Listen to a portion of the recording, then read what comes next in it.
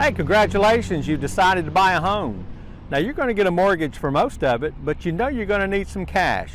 Well, before you go to the bank, watch this video. We'll show you exactly how much you need. Let's check it out.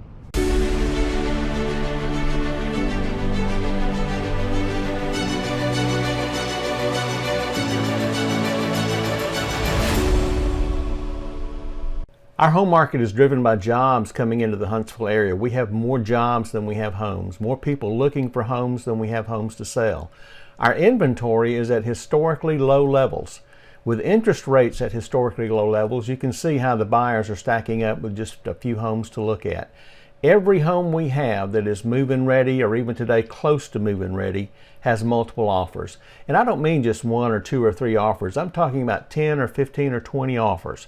We had a home last week in southeast Huntsville listed in the twos, ended up with 30 offers on that home. Now, once you decide to buy a home, we're going to talk about now how much cash it takes to buy a home, because the days of no money down, buy a home with no money down, that's not out there anymore. There's no way for you to buy a personal property for you to live in with no money down. So there are going to be some cost involved. So we want to take a look at how to help you determine what that's going to be so that you can prepare, so that you can determine if you're actually ready to make an offer on a property. Now, for a rule of thumb, we're going to try and get a purchase price for you, and then we're going to back up to see what that might cost to purchase a home like that. So what you want to do is use about $500 per $100,000 of home value. So as you can see here, a $100,000 home would be about a $500 payment. So what kind of payment do you want? If you're comfortable with a $1,500 a month payment, that's about a $300,000 home. So here you see how it works. Pick your payment. Now once you know your payment and you know the price of the home that you want to buy, pause the video, get your pen and paper, and now we're going to look at how much cash it's going to take for you to invest in that property. Now, as far as purchasing the home, there are three large buckets of money that you're going to need to buy your home. The first is going to be your down payment. Second is going to be your closing cost. And the third is going to be if there's an amount that you're going to pay above the appraised value if you're working on a finance contract. So let's talk first about the down payment. Now, depending on the type of loan that you have, that's going to determine what your down payment's going to be. If you're going to do a VA loan for veterans, if you're going to do a first-time home buyer loan, if you're going to do a rural development loan, those loans have a zero down payment option. There's some credit unions that offer loans for first-time home buyers with zero down payment. So based on your loan, this bucket could be zero. Now, the most common type of finance contract in our market is an FHA contract. It's going to have a 3.5% down payment. A conventional finance contract is going to have a 5% down payment. So if you know now that you're not going to get a loan with a zero down payment, just for quick reference, use the 5% conventional down payment, multiply that times the purchase price of your home, and that's going to be your first bucket. Your second bucket of money is going to be for your closing costs. Remember, we've already said the sellers are not paying closing costs these days. It's almost wasting your time to write it in. But if that's what you want to do, and I'm your realtor, I'm going to write it in, but I'm going to make sure we have a conversation that you understand that that's probably not going to be a winning offer. But for purposes here, just use 3% of the total purchase price that you're going to spend on your home for closing costs. Now, the closing costs are things like what your mortgage company charges for a loan, what the attorney charges to do the paperwork and do the title search, title insurance that you're going to buy to protect you financially in case there's anything that comes up about the title to your property, homeowner's insurance that you're going to purchase. You pay for that 1 year in advance, and then it comes out monthly in your payment. So those are what the closing costs are, and you'll get a detailed estimate from your lender. You'll also get an estimate from your realtor when you make an offer to give you an idea of what those are going to be. But for this purpose, just use 3% times the home price that you're purchasing, and that's going to be your bucket for closing costs.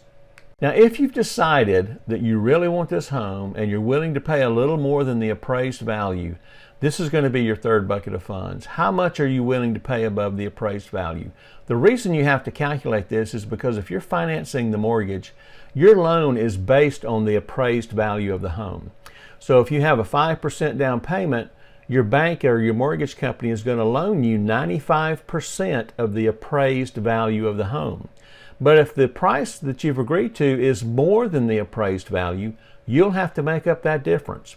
So you might want to say, I'm going to do $5,000 more than the appraised, or $10,000. I've had clients that go to $20,000 or $25,000 above appraised value. It all depends on what you need, what you're looking for, what options are available, and what your cash reserves are. So this is your third bucket, how much you're going to pay above appraised value, if any. Now, as you can see, there's a lot of components that go into making an offer. So let's put together a game plan for success for you. Number one on your game plan is to get with a realtor. Get with a realtor. You need a realtor if you're a buyer in this market. There's a lot of things to discuss. There's a lot of things going on in the market. You just need someone who's done it hundreds of times to help you, even if this is your third or fourth or fifth home, because you probably have never bought a home in this kind of market before. The next thing you need to do is to get your realtor to set you up on instant property alerts. Now, when you look at Zillow or Trulia or Realtor.com, all of their information comes from our local MLS service. Well, your realtor can set you up with a direct link from our MLS service. So as soon as an agent hit enter to put that home on the market, you'll get an email. What you have to do is look at that email, and if that's a home that you're interested in, you need to connect with your realtor and go out and see that home today, tomorrow morning at the latest. Typically what's going to happen is a home goes on the market. It's going to be on the market for a day or two, but offers will start coming in as soon as it hits the market. We're getting offers, sight unseen offers from buyers from out of town. We're getting sight unseen offers from investors that are local. So you need to know instantly what's available, and if you like it, you need to go very quickly to see it. Now, if you go see the property and you like the property and you decide you want to make an offer, just make the best offer you can. Don't stress over is it good enough or bad enough or what's happening. All you can do is to find a home you like and make the best offer you can on that home. But you need to be prepared to not win every offer. We have clients that have gone 4, 5, 6, 7, or 8 times before they eventually connect on a home. So this is going to be a marathon, not a sprint. So you have to be mentally prepared to have some offers rejected. Don't get discouraged. Make the best offer you can. If that one doesn't work, repeat. Get your alert, look at the property, go see it, and make another offer. This is going to be a long-term process, but if you stay with it, you're going to be able to find the home that's going to work just perfectly for you.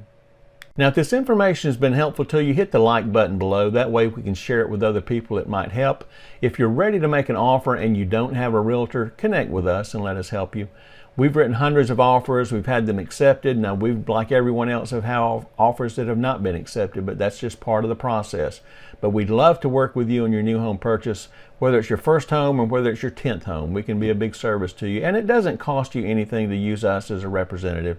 There are no fees that you pay. The seller pays the realtor fees, so there's no cost for you to have realtor representation, and today you really need it. If you have any questions, you can put the questions in the comment section. We'll answer all those within 48 hours.